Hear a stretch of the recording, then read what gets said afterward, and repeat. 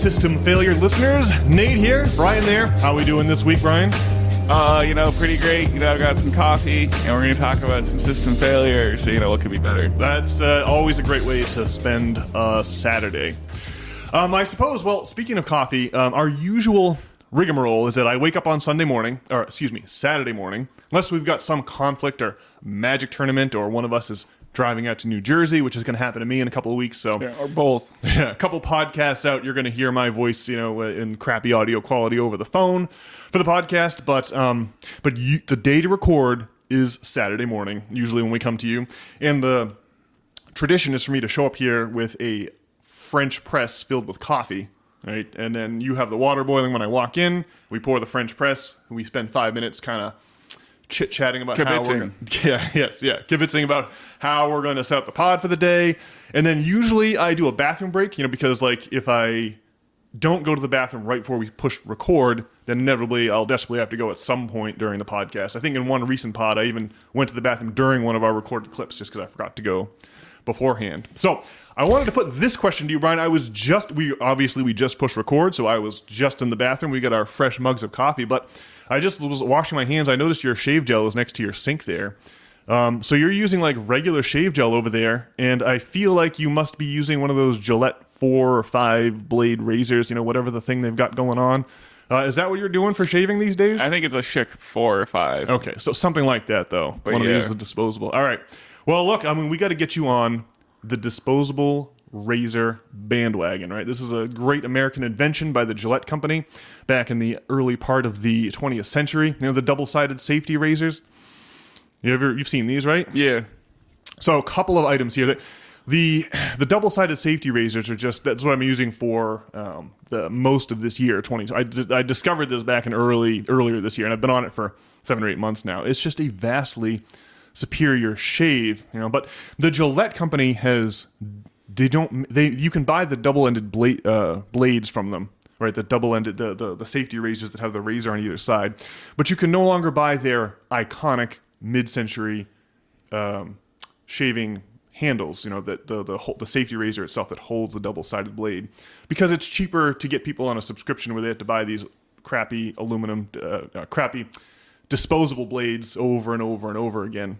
And you can still buy the King C Gillette brand double-sided razors, but there's many double-sided. It will cost you $20 for a 2-year supply. You can see the business problem here Gillette has, and it's just too cheap. They just they can't just solve your shaving problem for you indefinitely, right? For pennies on the dollar, right? They have to find some way to get more cash out of you for an inferior shave. It's not the American way. Yes. So we got to get you one of those double-sided, safety razors and get you some real shave gel. The crappy foam stuff that Gillette sells is horrific beyond belief. You want one of those shave creams that you have to use a brush to mix up. When you brush it on your face, it serves to lubricate the sliding of the razor blade. And it also stands your hair up. You get the way that you swirl the brush with the shaving cream on there. It kind of makes your hair stand up. So anyway, I just felt sad for you when I was in the bathroom a few minutes ago. We got to get you.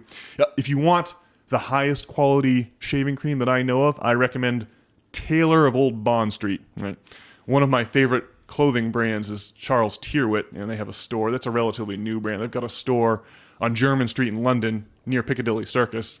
And then a few doors down from the Charles Tyrwhitt store is this old Taylor of Old Bond Street. But you can buy Taylor of Old Bond Street on Amazon, and so it's easy to get it.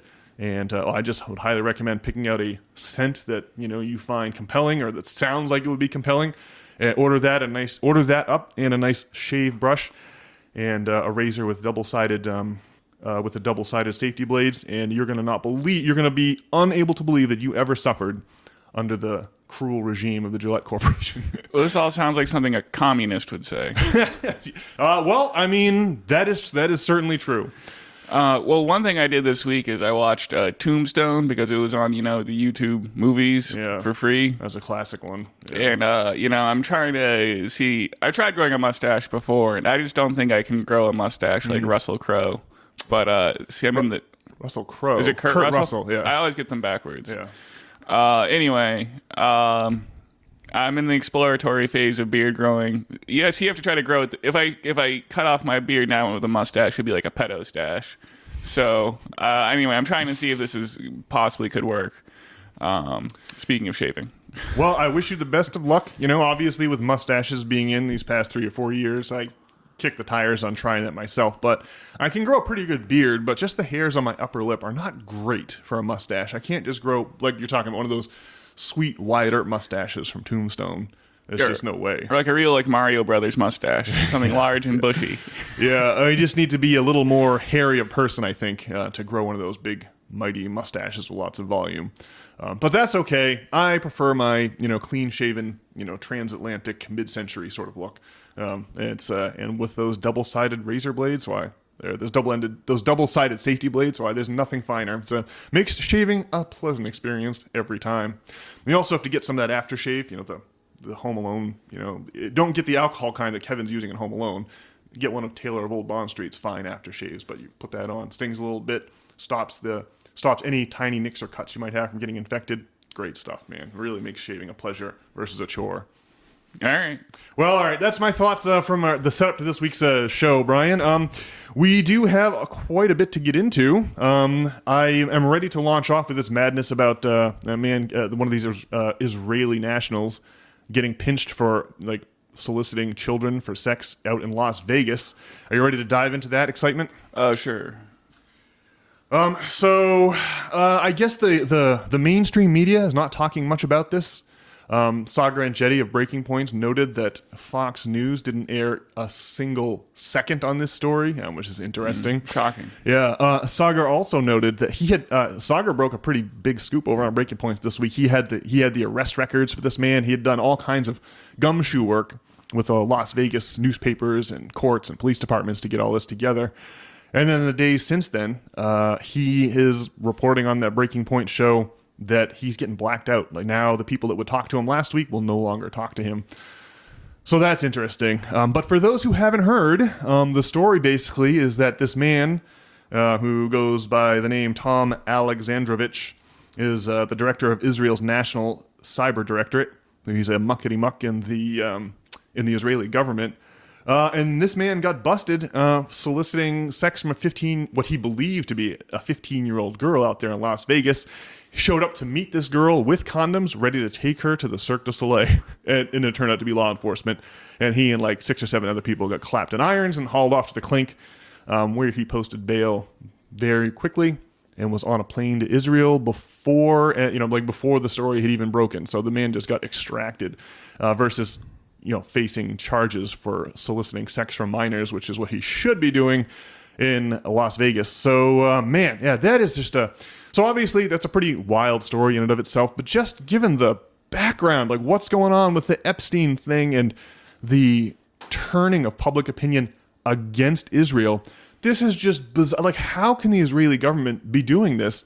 The timing is beyond bizarre. There is just no way this is going to have anything but horrific optics for the Israeli government. And the Israeli government hardly needs any more horrific optics, eh, Brian? Well, I guess I had heard before that, Israel, harbors pedophiles on darker corners of the internet. Yeah. ChatGPT says that there are not instances of Israel willingly harboring pedophiles, but rather systemic vulnerabilities and legal delays. There are high-profile cases that show with enough pressure and legal effort, extradition can and does happen. At the same time, domestic shortcomings within Israel's handling of sexual offense cases remain a serious concern that needs addressing. So that's a pretty dubious state of affairs from ChatGPT there. Well, I, like you, Brian, was like, what is this? How can this be? There's, you can't, it just seems unbelievable that this would be allowed to transpire. But I pulled up a CBS News article from February of 2020. And this CBS News article is entitled, How Jewish American Pedophiles Hide from Justice in Israel. So that's their headline. That's the CBS headline. And I'll just read a small snippet here just to give us the flavor of what we're really talking about. Okay, so the way that this article starts, it starts with this specific case. So here we go. It's a tense stakeout, waiting for Jimmy Julius Karov to appear. He is a wanted man and is considered dangerous. Accused of sexually assaulting a 9-year-old girl in Oregon in 2000, he fled to Israel before authorities in the U.S. could apprehend him or figure out where he went. Karov has been running from U.S. law enforcement ever since.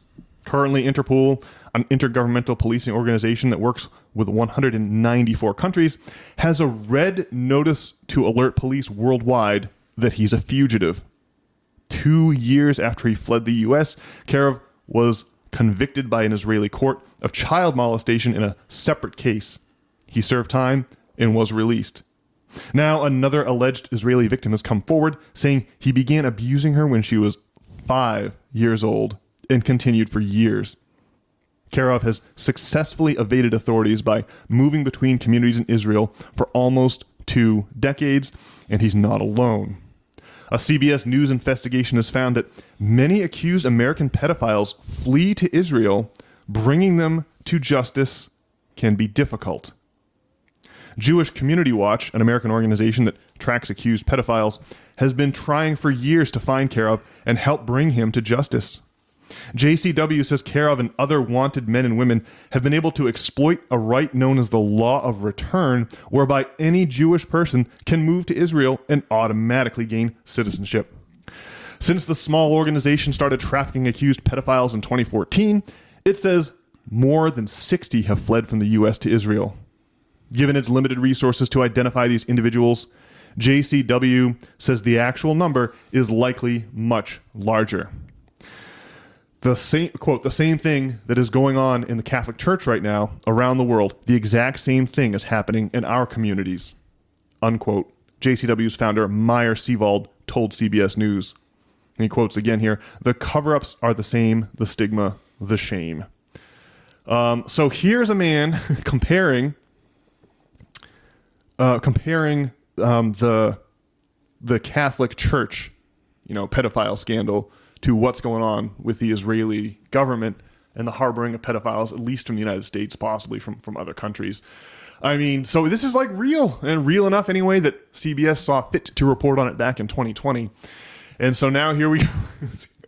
I mean, it's like how much bad press can the Israeli government possibly hope? Like, what are they doing? Like, it's like I think this makes me think of when the Catholic Church, their reputation began to take some major hits at the end of the medieval period. They didn't fare so well during the Black Death.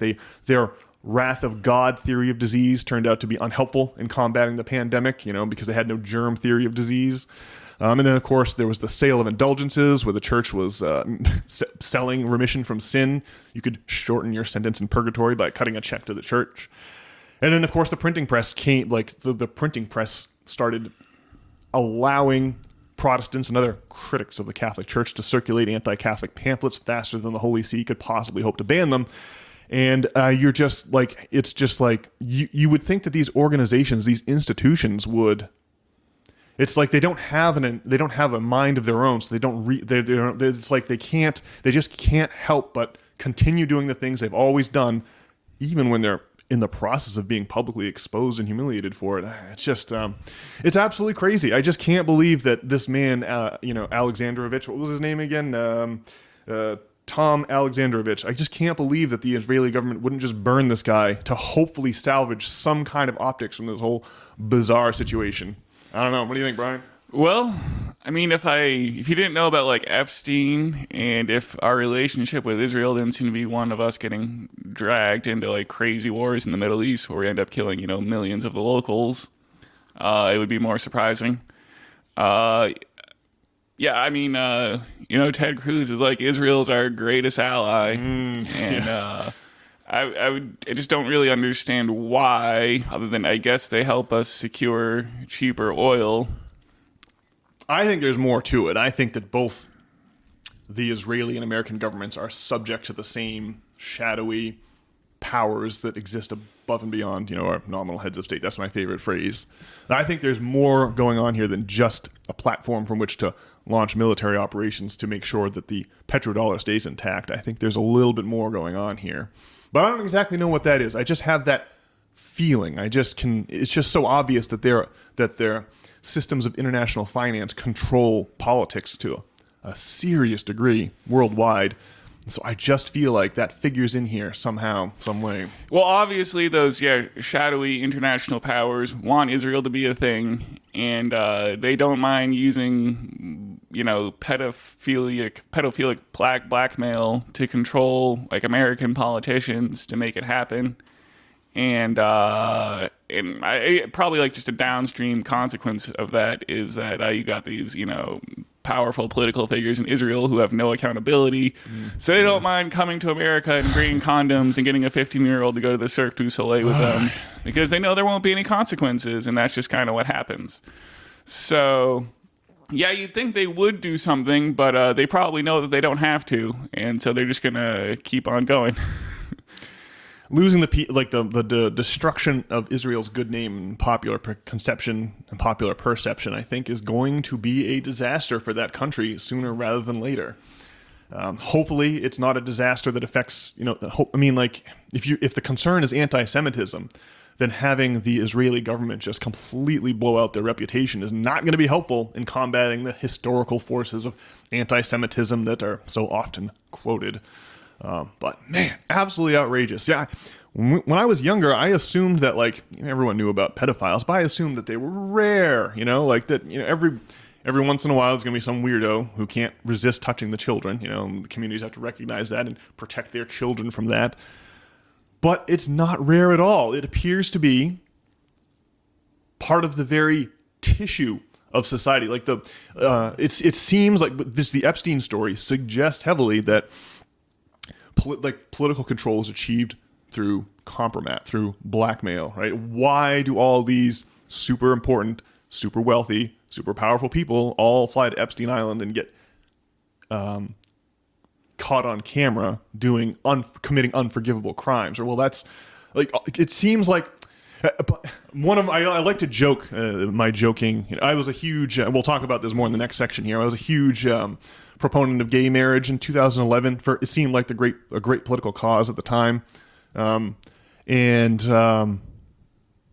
I like to just make it jokingly, an argument against gay marriage could be that if we normalize homosexual relationships, then the political class will have to resort to even more depraved acts. It used to be that you could blackmail someone because they were cheating on their wife, and then you had to blackmail them because maybe they chanced to be gay, and you could catch them and blackmail them with that. But now, cheating on your wife, no one even cares about that anymore. Bill, that didn't seem to impact Bill Clinton all that much. And being in a same-sex marriage, totally normal. Who would ever think that was something to compromise someone politically over? So we have elected officials now who are gay. Yeah, no problem. So there has to be something. Yeah, you have to go to the worst crime ever for blackmail purposes. So that's my joking argument against gay marriage. But it does seem to be what's going on. It just seemed with every major institution, whether is it sports, it could be Jerry Sandusky at Penn State. It could be Nasser, the trainer of the U.S. women's Olympic gymnastics team. It could politics. Obviously, former Speaker of the House Dennis Hastert still in the clink for child molestation. Who knows how many of our elected officials have compromising pictures of them with children? It could be any number. So it's sports, politics, religion. Obviously, the Catholic Church. And in this case, the Israeli government, it looks like, has their hand heavily involved in, smoothing things over whenever one of their own gets busted as one of these people who's willing to touch children. It's absolutely nuts. I don't know. It seems like, child buggery is a huge institution in modern civilization. Who would have thought? It's so hard to believe. But I've got a CBS News article sitting right here. It's the Epstein stuff did happen. The man had a weird townhouse in Manhattan where all of the whole joint was wired up for surveillance, for video and sound. It's just so strange. I don't know. But it sure was a shocking development at any rate. Well, it sure serves to, It continues to ruin the illusion that like support for Israel is like this grassroots thing rather than this thing that's crammed down our throats, like top down. Yes. Yeah, that is what's happening here. And much like that comparison to the medieval church I made a few minutes ago, it's like, don't these people realize that the internet is here just as the Catholic Church did not adjust, not right away anyway. They waited a crucially long time to adjust to the coming of the printing press. And it's like our own powers that be have they've just waited too long, and now the internet has exposed all their darkest secrets, or is in the process of exposing all their darkest secrets. Like, we live in the internet age now. You're going to have to act accordingly if you're one of these multinational organizations. It's crazy that they don't. It's so strange. Well, I think their plan is to not act accordingly. Yeah. Yes. And I don't know. Are we ready to talk about Dave Collum and the... Well, I think we should bump Dave Collum to the second half after the break, because first I want to tie in Sam Tripoli's appearance this week on the JRE into this gay marriage business. Because he had this theory that the Supreme Court was going to strike down gay marriage. You remember this, Brian? Mm-hmm. He just on the podcast he was like, yeah, the next thing they're going to do is strike down gay marriage to get the poor is to fight amongst each other, right? Instead of looking at society and recognizing that its class interests unite 99% of us, and against the 1%, we're instead going to do battle with each other about the rectitude of gay marriage.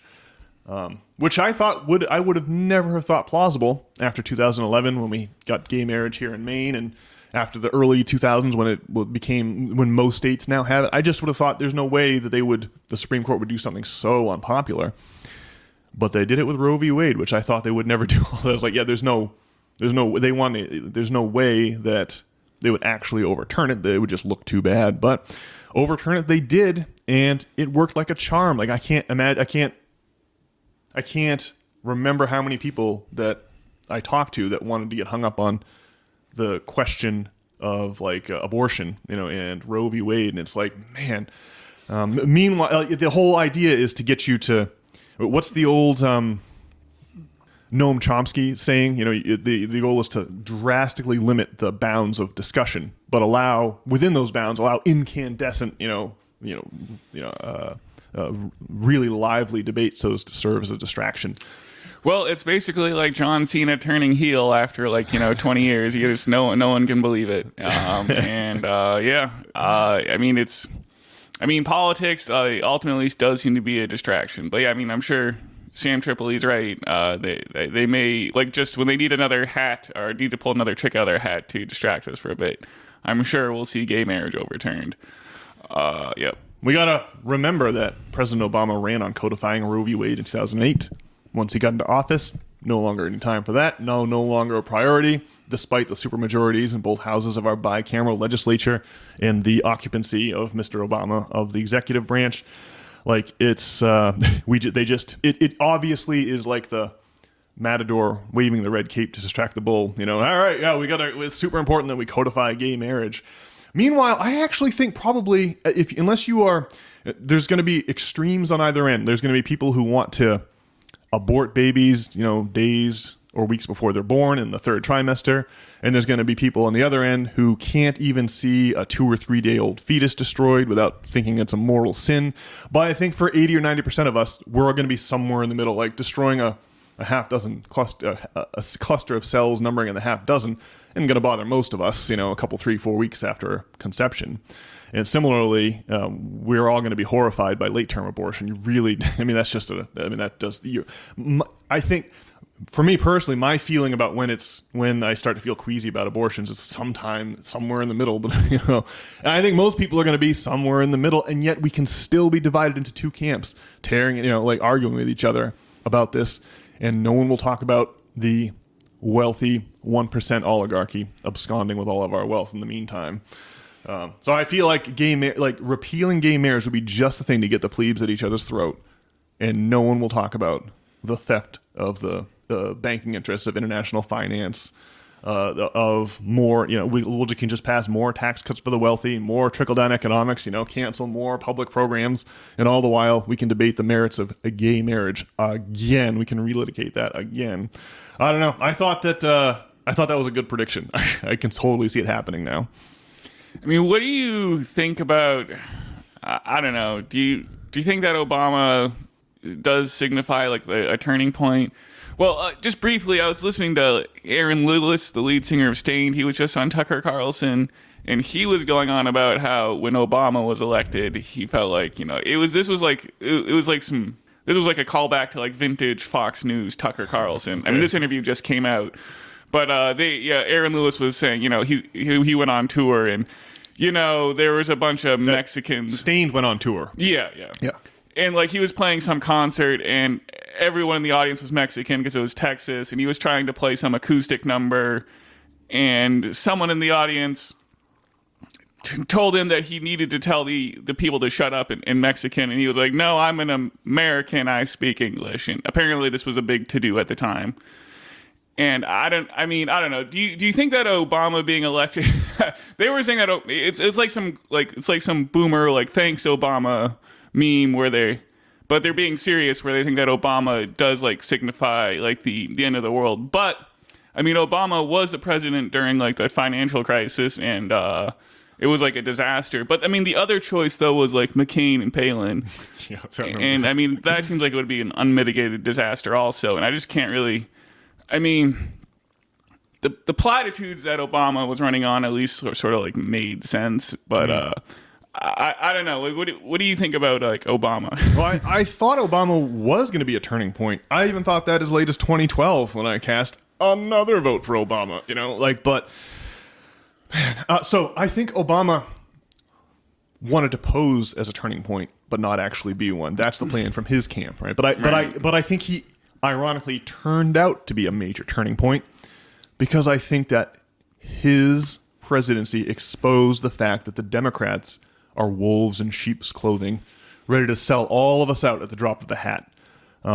The failure to codify Roe v. Wade is a huge wake-up call to a lot of people. I was slow, but for a lot of people, that was a wake-up call. But the biggest one was, you remember that email that came out from WikiLeaks that showed that the Obama administration was getting their cabinet picks approved by Citibank. So like Citibank is picking who's going to be in the Obama cabinet. Right. And then not one single person who committed all that fraud during the financial crisis went to jail. Right. It was like, and then instead of writing down the mortgages of the people who are underwater to match their actual ability to repay, right? This is the bank's job, right? The bank's job is to gauge your ability to repay, right? That is why we would theoretically pay them. They're supposed to be able to gauge your ability to repay and make a loan that's affordable, right? Versus not caring at all about your ability to repay and just trying to write as many loans as possible to collect as many dollars in interest as possible, which is exactly what banks like Wells Fargo did during the 2000s in the lead up to the great financial crisis. You'll recall there's that another WikiLeaks email. Or what did it come out in some kind of discovery? I think it was WikiLeaks, but the point is that in their internal emails, Wells Fargo talked about elderly black women as mud people because they didn't understand. They commonly didn't understand variable interest rate mortgage, and so they could be signed up for just absolutely crazy debt products, and they wouldn't know what they were signing. And you could get a commission, and then you could sell that mortgage up the river before it ever went bad. If you're a mortgage broker, you can sell that mortgage to the banks, package it to the banks, and just sell it up the river so your hands are washed of it and move on with your life. You sure would have to have nerves of steel to vote for a Republican after the Bush years and all these crazy wars in Iraq and the Patriot Act and whatnot. Yeah, Patriot Act, 2 disastrous wars, and obviously in 2008 the economy was in free fall.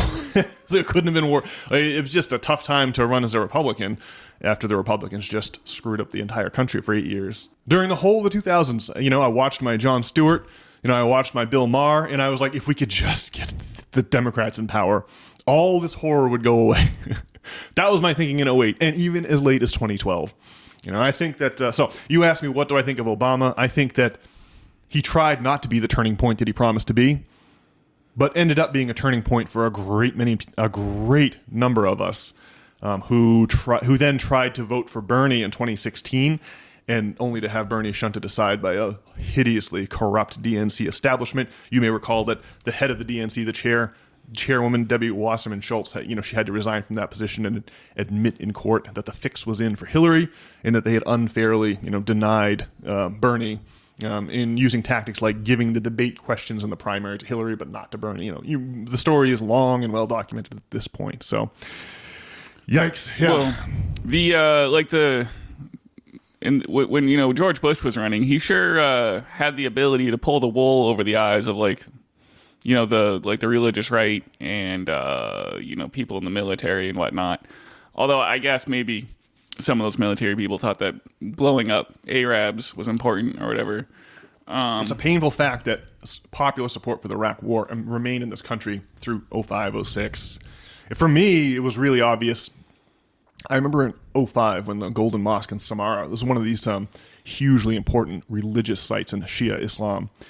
The Golden Mosque in Samarra got blown up by, as part of the sectarian fighting. And I went, wow, the situation's complete. This is a total disaster. And I think it was probably 06 for most people when we started to turn against the war in Iraq. I remember debating with the captain against our entire freshman dorm, rife with Air Force ROTC kids about the lack of wisdom. And we were, as the missiles were raining down over Baghdad on CNN, we were arguing with our entire dorm about how this was a terrible disaster and whatnot. But so I'm proud to say that, at least we were against the war from the very start. But people don't seem to understand, that these wars cost money, and a real tragedy is losing the vending machines being $1, right? Like the $1 is just the right amount to pay for a Coca-Cola or something, and we lost that in the Bush years towards the end there, right?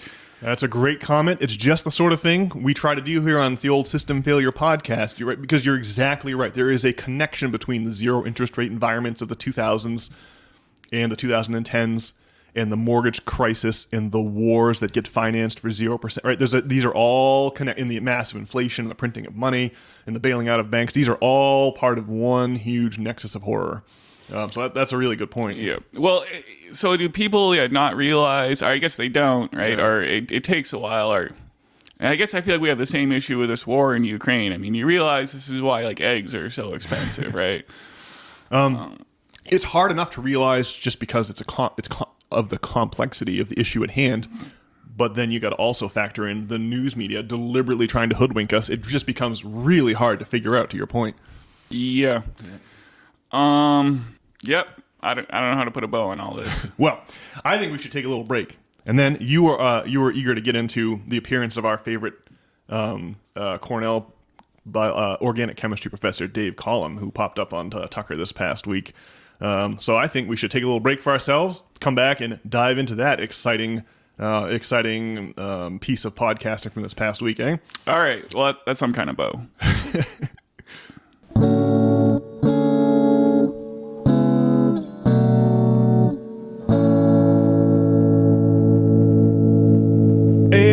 Back. Okay, Brian, we got to get into this Dave Collum interview on Tucker. Now, I first started hearing about Dave Collum way back in the day when the QTR podcast, the Chris Irons. In fact, Collum mentioned Chris Irons at one point in the interview with Tucker, but Chris Irons, aka Quoth the Raven, who he pours more his energy into Substack, which is his Substack is paid. So I don't hear nearly as much from Chris Irons today as I did in, say, 2020 or 2021. But that's where I first heard of Dave Collum. The man is at the Ivy League school Cornell in upstate New York in Ithaca.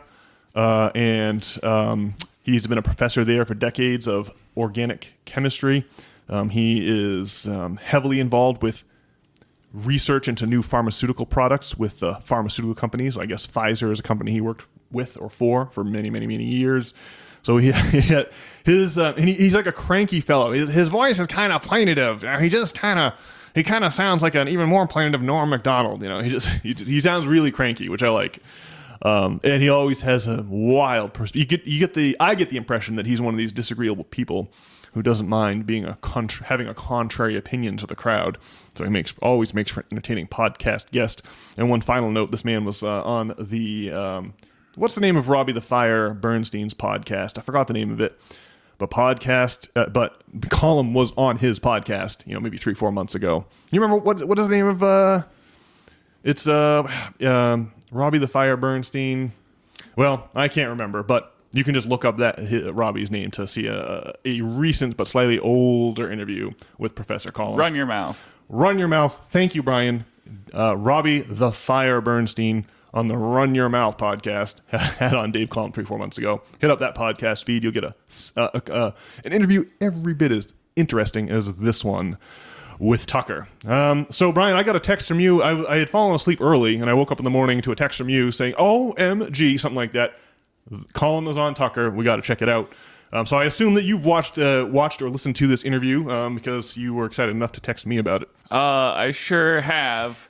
Well, Colin's pretty awesome because he is like a tenured professor at an Ivy League university, and he looks into all these controversial topics and ideas and, opines about them. Like one thing, he was talking about the Diddy case, right? Yeah. And he was thinking that the reason, I guess there was some kind of civil suit coming down the pipeline against Diddy, so they had this criminal prosecution, so that they would have to go and seize all the evidence, and therefore would not be available for the civil prosecution. Yeah. And I guess they're supposed to be ties to Epstein or something, or at least the greater dark underbelly of sex trafficking and whatnot.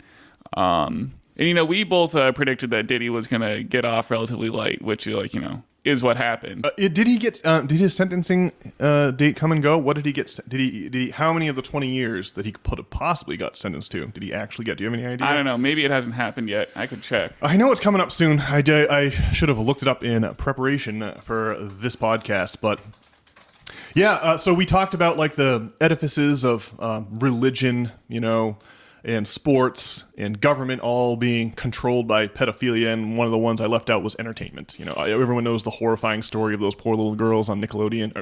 I guess your gender doesn't really matter so much when it comes to child abuse. You're still kind of androgynous when you're young, and so it seems like people of both genders got hideously abused on Nickelodeon or these Disney, these little Disney girls that show up and they're just all.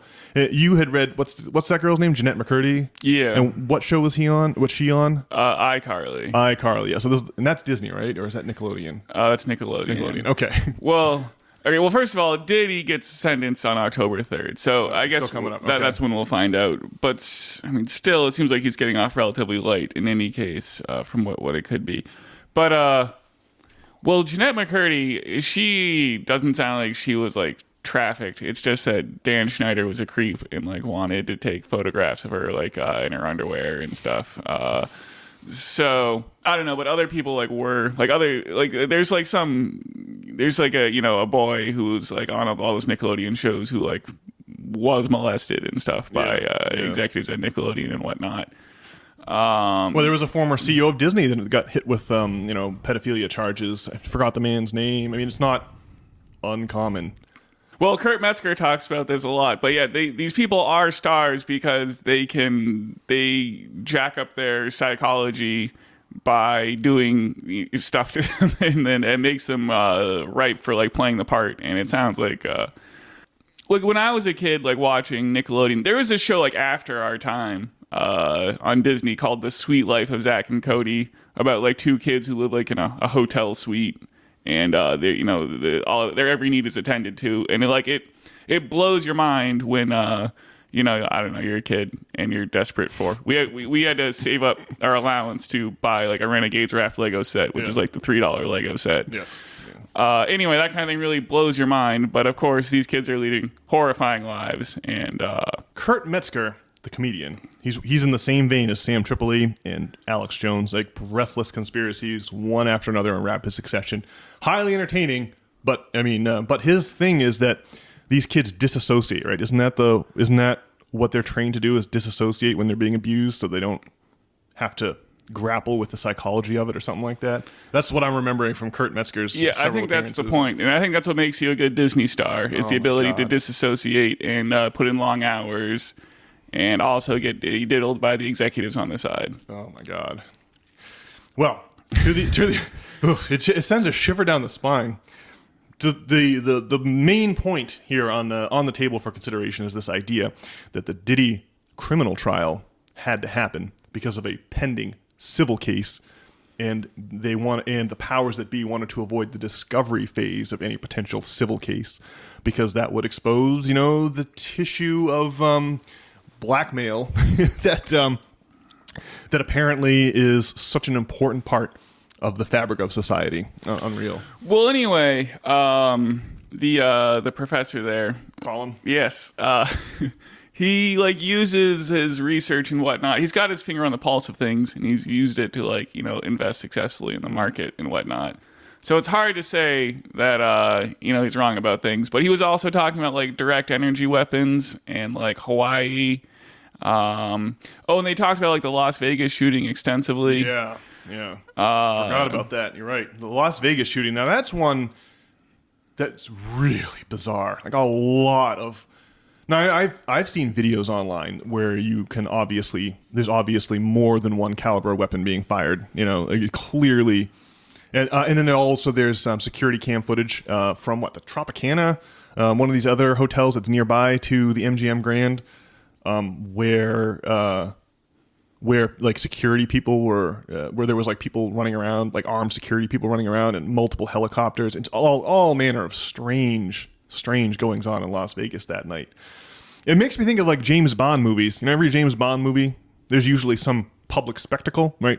And comically, James Bond will he'll blow up a train or something to get the bad guy, and there'll be smoldering wreckage, and he'll be adjusting his cufflinks while people look on incredulously, Or during the car chase, there's always some third party who's not really involved in the car chase. Even Inspector, which is a sober modern movie, right? There's this car chase through Rome, and there's a comical Italian guy listening to opera in a Fiat 300 who gets involved in the supercar chase between James Bond and the heel there. So that in those James Bond movies, some crazy thing happens that the public's obvious. There's going to be some publicly visible spectacle, and then I always wondered how they clean up that mess. What do you tell the public after something like that has happened? You can't explain to them that James Bond is, saving the world from a nuclear shockwave, and that's why he had to, fight someone on top of the Golden Gate Bridge. Whatever. What was the plot of Live and Let Die? I think that Christopher Walken was going to unleash a pandemic on the world, or some disaster had to be stopped. So James Bond's fighting on top of the Golden Gate Bridge. Las Vegas has to be something like that, right? And the way that the media just sweeps it under the rug, doesn't ask the questions, just moving on. We're not going to mention it. We're not going to bring it up. We'll bring up 9/11, before every football game, but we'll never talk about the 2017 Las Vegas strip shooting. And is it because it's the security guard, or there's one guy who they had on Ellen do an interview about it, Jesus, whatever his name was, yeah. Was he supposed to be the guy who brought down the shooter then? Yeah, he's supposed to be the guy that went upstairs and went in, finally forced his way into the hotel room, only to find Stephen Paddock dead by his own hand in a truly comical arsenal of assault weapons up there. And then, of course, there's the other bit, which Colum and Tucker went over, about Mohammed bin Salman, the crown prince, the heir to the Saudi throne, who was in Vegas on that night and had to be extracted by his security detail. And that there was the suggestion here was that there was a hit on this man, Mohammed bin Salman, who has since risen to power in Saudi. And he is the man who supposedly is responsible for ordering the torture and murder of Jamal Khashoggi, who is the son of, what was the name of the Khashoggi's dad? His name was also Khashoggi, and he was involved in the Iran-Contra affair. Right. He was a fixer that was, making the connections between, making the connections so that we could sell arms to the Israelis, so that we could, well, I guess we were raising money for the Contras. Is that what it was? And by selling arms to the Israelis, that's it. And they were the backdrop of this was the crazy Iran-Iraq war going on in 1980 that, we were funded both sides of. So anyway, yeah, a lot of craziness. It is just impossible to deracinate the tangled skein of threads involved with the 2007 Las Vegas shootings. So yeah, that was another. It's always good when folks rehash that, because there are just so many wild components to that story. It's impossible to tell which way is up.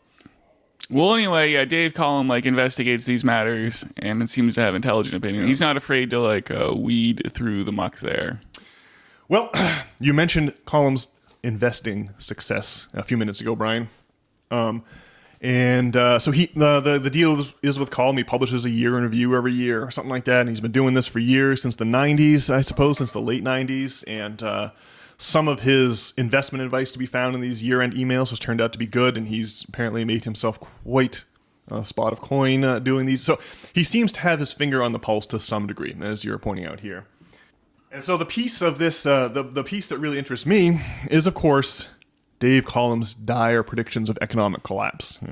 And his idea is a pretty simple one. He argues that investors are looking in the rearview mirror at 40 years of spectacular PE expansion-fueled returns and incorrectly extrapolating them into the future. That's what I wrote down here. The idea here is that price to earnings ratio, right? How much take the all of the profits that a company brings in a year and divide by the number of shares, and you get like a price per share. Or you don't even have to divide per share, because you're dividing the total profit the company takes in, but you're dividing the price they're trading at versus the amount of money that they generate in a year. And according to Collum, that number has gone up 18 times since 1980. And his thesis is that is fueled by a collapse. We got to remember that in the early 1980s, Paul Volcker had jacked up interest rates to like 16, 17, 18, 19%. And he was doing this to correct a massive inflation problem that had beset the country in the 70s.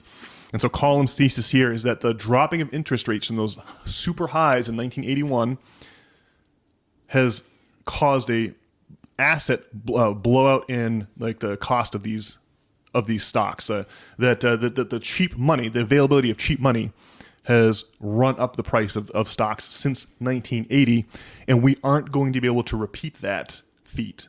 Even if price to earnings don't revert to the historical mean, even if they just stay at the incredibly elevated levels they're at now, the economy, it's going to be a long process of very little economic growth and stagflation, right? And increases in inflation, increases in the cost of rent and the cost of everything. So that is his prediction, is that we have grown.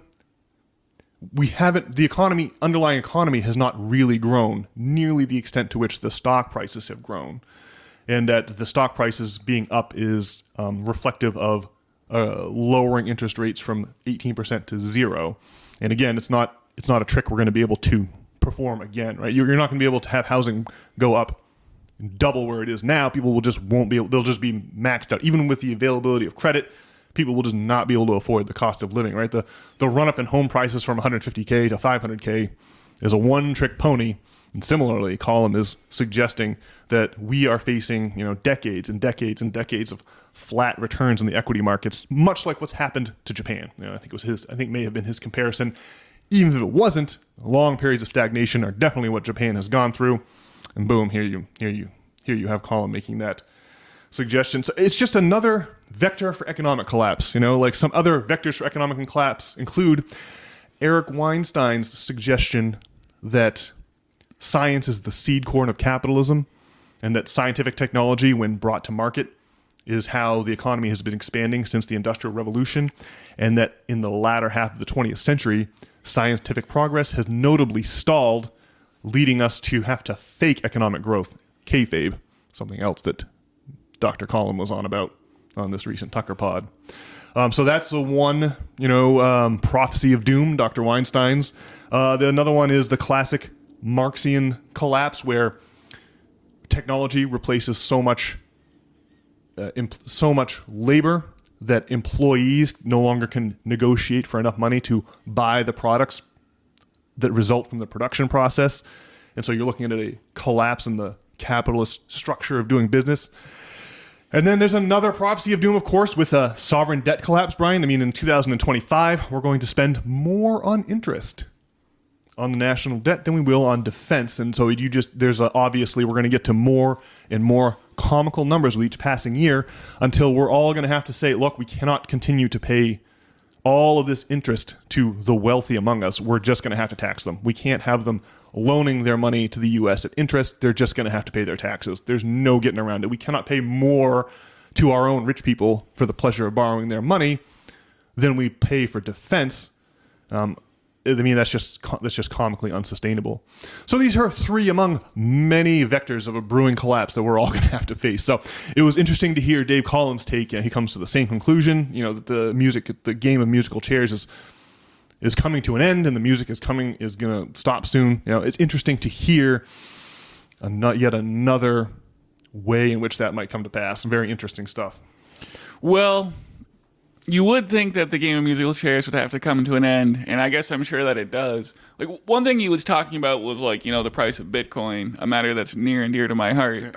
And it's just hard to imagine, with the amount of money being printed, it's just hard to imagine, like, Bitcoin, like, really going down, like, a lot. I mean, money is just so, like, worthless. And the whole system is, like, too big to fail, right? I just don't. I mean, we have, like, speaking of kayfabe, like, our whole political thing is just some crazy kayfabe, right? I mean, that Donald's in power now, and like Roe versus Wade's been overturned, and it's just so obvious that we don't have any control, like, over what our politics actually are, like, with regards to, like, Israel and whatnot, our foreign policy. We just have to accept what our overlords are going to do. And ultimately what it comes down to is that, the people in power have the power and the money, and us plebs, we have to catch as catch can, and what have you. So, are we going to have, like, some kind of economic collapse wherein the powers that be actually have to give up their power? Well, that seems like pretty unlikely. But there are, like, I don't know, at some point, it probably will have to be like some kind of violent class war, right? Is what it seems inevitable, right? Yeah, it was JFK that said, right, those who make peaceful reform impossible make violent revolution inevitable. Right? I kind of agree, and I think I guess that brings me to the very last point of the podcast here, Brian. I want to talk about procrastination, another topic near and dear to my heart. It does seem like, if you want to turn this into a narrative, right, where are we in the story? It seems like every society that manages to not collapse due to ecological issues or whatever, droughts or famines or war, if you can live long enough, in other words, societies, like, the thing that kills them is pleonexia. That is to say that the rich among them render society unlivable or unusable. They render the economy they render the economy, like, logically inconsistent, right? It's just sustainability, right? The rich render their societies unsustainable over the long haul. It seems like we as a society are trying to wake up to that fact. Some people seem to be able to understand that what we have here is a class issue, but the old propaganda where we don't acknowledge class divides and we pretend that our society doesn't have a class structure, I don't know, that's still winning out among the majority of us. Would you agree there, Brian? Most people don't think in terms of class still, even at this late hour. Or do you think more and more people? Do you think we're reaching a critical mass of people seeing things through the lens of economic class? Well, I think that more people are aware of class than in the past, for sure.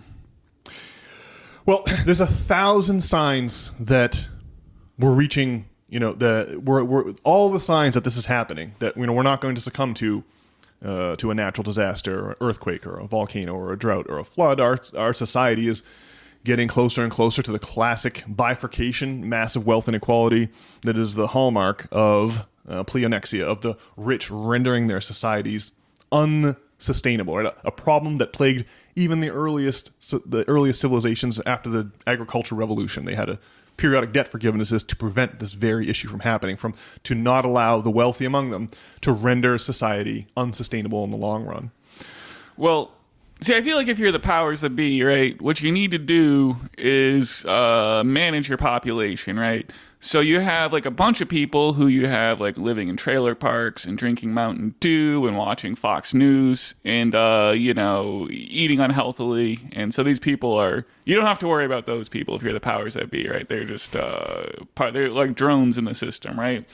And then there's going to be like, some people, some wannabe like Marxist revolutionaries who want to like overthrow the system, but they've what you do is you distract them with the political kayfabe, right? And they're like, oh my God, Roe v. Wade's been overturned. That's it, yeah. And this is like a civil rights issue. And then for others, there's a certain amount of like the extent to which the American dream is like a thing. And so like meaning something they aspire to or something they have achieved. Well, just like you're reasonably like aware, intelligent people are going to have the capacity to grind their way through the system and claw their way to the top of the pile and secure a lifestyle for themselves wherein, they're reasonably bought off by the system making just over $100K or something and can maybe afford a home somewhere, right? Yeah, gotcha. So they rescue themselves from precarity. And so if you're the powers that be, it's all about like maintaining that balance, right? And giving up just enough of the American dream that you have to keep the aware people in line, right? And so, like, I don't know, like how effectively can they manage that situation? And I don't know, probably pretty effectively. I mean, I don't know. So, like, what should you do? Should you be like the crazy Marxist revolutionary, like buying into like the kayfabe? Well, obviously not. I mean, should you be pursuing the American dream? Well, it's the way to make the most money. But I don't know. I mean, is it? Well, maybe we're just being naive and assuming that our reptilian overlords can't like maintain the system, right? Or I don't know. I don't really know what to do. But that's like the system at work, right? Well, it's obviously the powers that be believe that they can. They must believe that they can maintain. Well, maybe not. Catherine Austin Fitts, the former assistant director of housing and urban development under the first George Bush, thinks that the powers that be are perfectly aware that capitalism has a countdown clock to disaster built into it, and that they're preparing a new container, a secondary system to migrate us all into when it becomes obvious to too many people that the system is utterly doomed. But procrastination, I think that procrastination works in favor of the ruling elite, at least at this hour. It's like when we go to the movie theater and we watch Star Wars, right? We, meaning humanity, is just not going to be satisfied with any other plot other than the plucky Rebel Alliance, almost loses, but then manages to sink the proton torpedo into the reactor shaft at the very end, thanks to the help from a space wizard, whatever, in other words, like the plot that feels most satisfying to us is one where the bad guys almost win and then the good guys pull it out at the very end, right? That's all movies follow that pattern. So right. Otherwise it wouldn't be compelling. Yeah, it'd be boring. Yeah. So like, are we following a similar pattern here? Like, are we it's like the cheetah in the Serengeti, right? Lying in the baobab tree during the hottest. The cheetah doesn't move a muscle until it's time to hunt, right? Because our bodies have our bodies want to conserve energy naturally, right?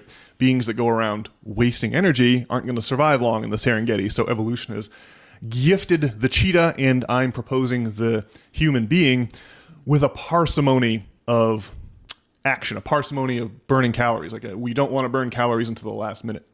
And I suspect that's where our appreciation of the plot where the bad guy almost wins comes from.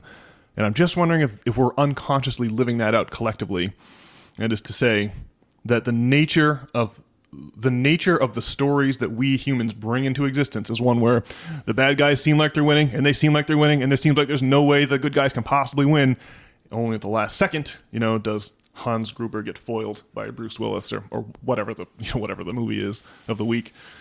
So I'm just wondering if procrastination doesn't figure into this. If the powers that be are in a way, way more unstable situation, maybe even than they realize, and that the story of history is going to have to be the story of the good guys just narrowly pulling it out in the end. Maybe I just want to tell myself this so I can feel better about the fact that so many people still seem to be slow to realize that what we are dealing with here is a class war. Well, isn't there some saying about whatever creates the most novelty will happen? Like, isn't Elon Musk always tweeting that or something? I've not heard that one, but that's very interesting.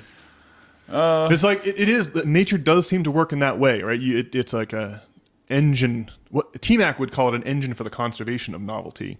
Or in other words, the universe creates novelty, and then that novelty becomes a platform on which the next layer of novelty can unfold on. To wit, the way that stellar cores work, right? Our sun is combining hydrogen atoms into helium, and that's it. It's just too small to go any further up the periodic table than that. But our star will eventually collapse on it. It'll become a red giant, and then a dwarf star, and then eventually it'll just blink out, and the helium that was generated in the stellar core of our sun will be spread into the cosmos, where it will coalesce into a star large enough to convert helium into carbon, and on and on and on down the periodic table. So yes, novelty conservation. So who Elon Musk is saying that whatever the most novel thing is the most likely to happen. I know I've seen this around somewhere, and I feel like he's like retweeted this at least. I'll have to look this up. That's an interesting idea. Or that the universe seems to tend toward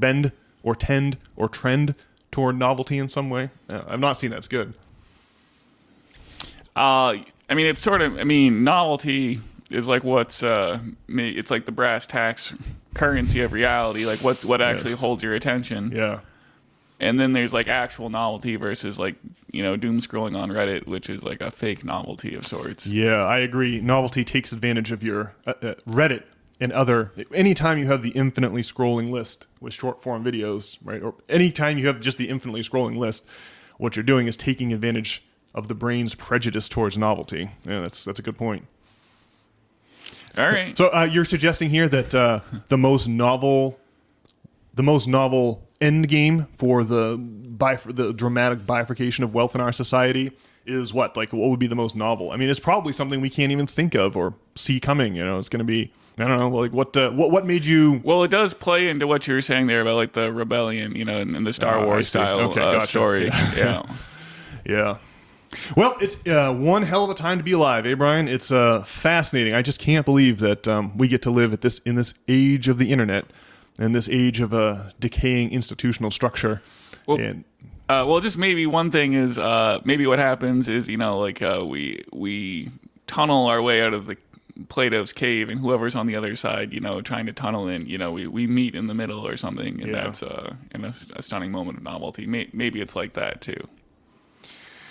Well, if there's anything that points to that specific interpretation, it might be the lights in the sky over New Jersey, or the Commander David Fravors going in the New York Times, or the whole UFO business. It really seems to show that the reality that we heretofore supposed ourselves to be enmeshed in is not what we thought it was. I don't have a good feeling about like those lights in the sky, but I mean, but maybe they suggest a grander reality that is not is worrying. But I don't think anything good is going to come from those lights in the sky. I don't know. Plato suggested, he specifically invoked dimensionality in his allegory of the cave, right? A shadow is a two-dimensional version of a three-dimensional object, and shadows were the specific allegory that Plato landed upon in 375 BC when he wrote the Republic. And so dimensionality is a modern term and idea, but it was something that Plato was clearly thrusting at or driving towards in his Republic. His use of shadows makes that really obvious. And so the idea, the Platonic idea that we are living in a slice of a much broader reality in the way that a shadow inhabits a slice of a much broader 3D reality.